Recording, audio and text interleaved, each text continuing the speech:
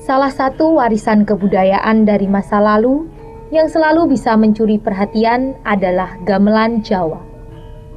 Seperangkat alat musik tradisional Jawa yang terdiri dari berbagai macam instrumen ini mampu menghadirkan nuansa eksotisme masa lalu, menimbulkan ketenangan, sekaligus bisa membawa aura mistis yang sanggup membangkitkan rasa keingintahuan siapapun yang mendengarkannya.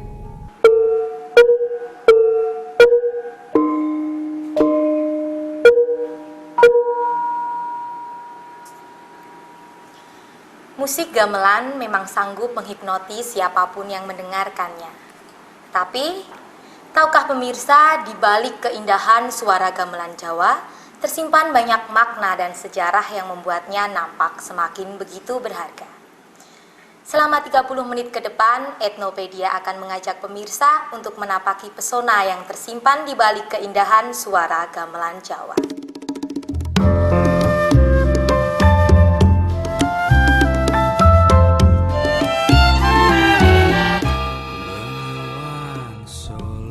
Salah satu tempat yang menjadi pusat perkembangan gamelan adalah kota Solo.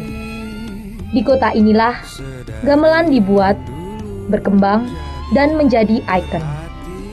Keberadaan keraton, sekolah khusus seni gamelan, serta tempat pembuatan gamelan secara tradisional yang masih bertahan hingga saat ini menjadi pilar-pilar pendukung eksistensi gamelan di kota Solo. Instrumen utama dalam seperangkat gamelan adalah kendang, rebab, dan gender. Selain itu, dalam gamelan terdapat alat musik yang berbahan dasar kulit hewan dan logam. Instrumen berbahan dasar logam terdiri dari bonang, saron, kempul, kenong, gender, hingga gong. Sedangkan alat musik berbahan baku kulit hewan adalah kendang. Gamelan digunakan untuk mengiringi lagu Jawa yang disebut gending. Sedangkan gending dan gamelan biasanya dimainkan masyarakat Jawa untuk mengiringi acara-acara tertentu seperti upacara-upacara tradisional Jawa, ketoprak, pagelaran wayang kulit, dan wayang orang. Gamelan Jawa memang berbeda dengan gamelan Sunda maupun gamelan Bali. Irama yang lembut menjadi ciri khas yang membedakannya dengan gamelan Bali yang rancak ataupun dengan gamelan Sunda yang mendayu-dayu. Hal tersebut seakan-akan menjadi penanda perbedaan pandangan hidup bagi orang Jawa. Konon, gamelan Jawa pertama kali diperkenalkan oleh para wali kepada masyarakat Jawa sebagai alat untuk menyebarkan agama Islam. Mengingat dekatnya gamelan dengan prosesi ritual keagamaan, tidak heran alat musik tradisional ini menyimpan banyak makna dan filosofi hidup di balik setiap instrumen maupun dalam cara memainkannya. Pandangan hidup Jawa yang diungkapkan dalam musik gamelan adalah keselarasan kehidupan jasmani dan rohani, keselarasan dalam berbicara dan bertindak, sehingga tidak memunculkan ekspresi yang meledak-ledak, serta mewujudkan toleransi antar sesama.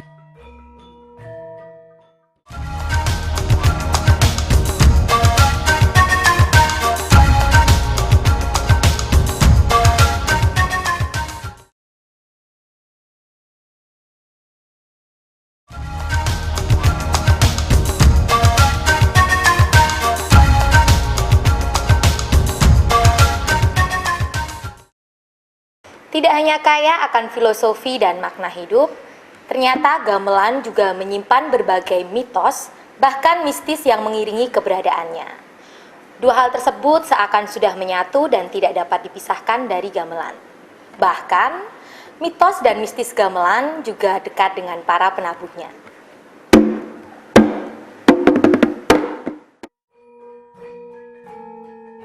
Tidak ada gamelan yang tidak mistis. Hal itu mungkin yang selama ini tertanam dalam benak orang awam. Bukan opini yang 100% salah memang.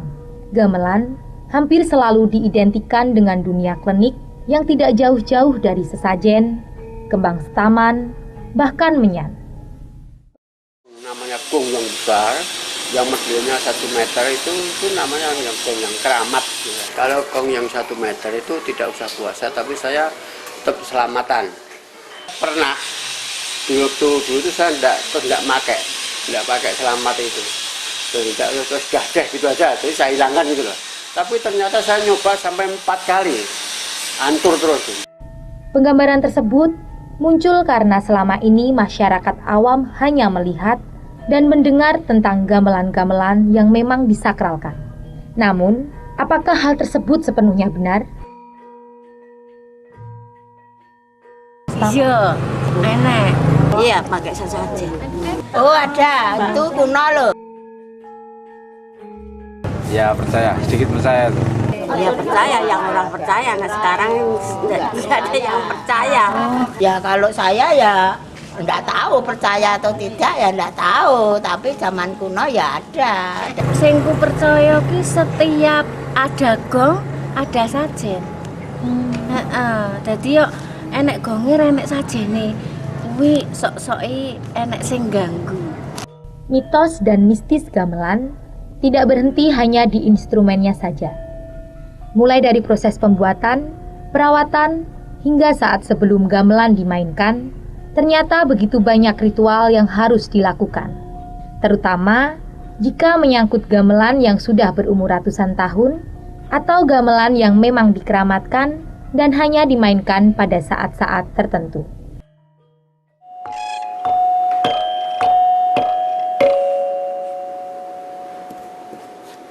Pemirsa, banyak orang menganggap bahwa gamelan adalah benda keramat yang harus kita hormati.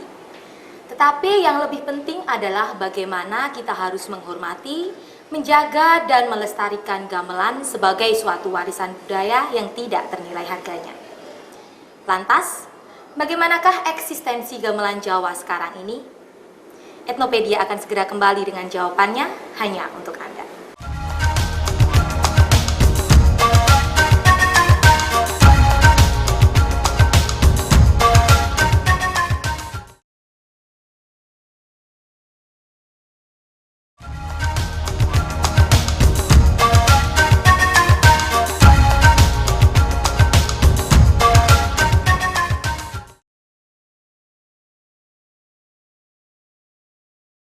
Pernah. Pernah, Pak? Pernah. Nggih. Ya, tahu. Tahu. Pernah waktu itu aku SMA. Kalau main belum pernah. Pernah waktu SMP dulu. Oh, belum tidak. Enggak. Enggak. Belum pernah. Gong, terus bonang, kenong juga pernah. Terus apa yang dijajar itu yang dipukul itu agak ngerti apa itu. Misalnya ada saron, ada demung, ada gambang. Itu jadi ada bonang baru, bonang penerus, terus apa ya? Terus ada gong segala, ada nggak tahu lupa. Saron, bunang, terus kempul, ya toh? Apa lagi? Ngaji. Apa namanya?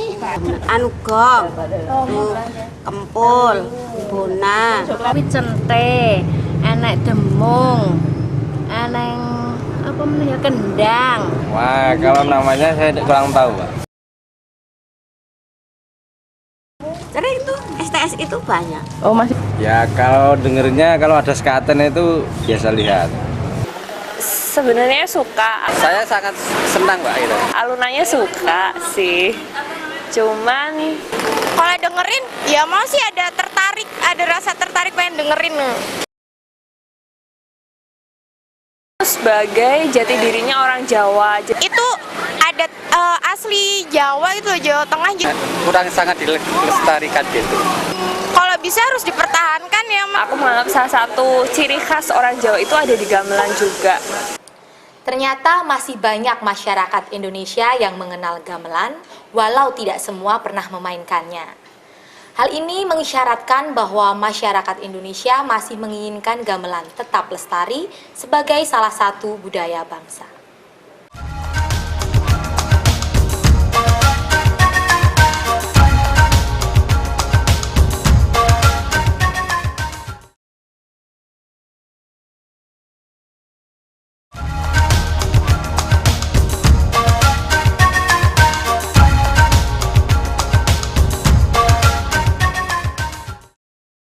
Melihat perkembangan zaman yang begitu pesat, mau tidak mau, kita juga harus memikirkan nasib gamelan yang semakin lama keberadaannya semakin terlupakan.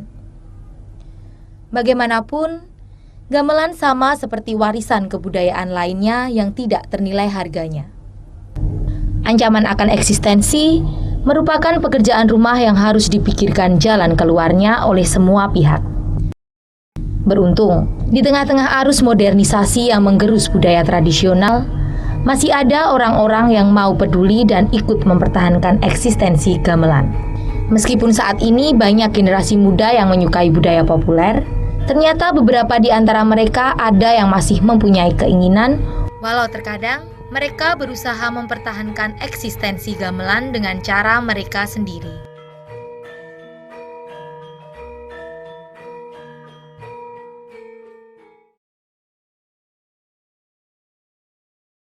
Karena dari kecil saya itu udah berkecimpung di dunia seni dan keluarga saya semua hidup dari dunia seni. Kayaknya kalau di luar itu, kalau saya itu terlihat lain gitu, terlihat lain kayaknya spesial, ada spesialnya. Keluarga saya tuh semuanya seni ya, jadi ya saya ingin juga seperti ayah saya, ibu gitu. Pokoknya kalau kita punya atau punya masalah pokoknya gitu, kita main gini bisa lupa gitu. Saya udah punya album judulnya, itu musik sama gamelan komplit itu semua digabung jadi satu, tapi belum laku gitu aja. Sinden, apa ya? Kalau cewek itu pastinya kan sinden, nggak mesti rician itu. Nena kanten nanti kamber sawit turun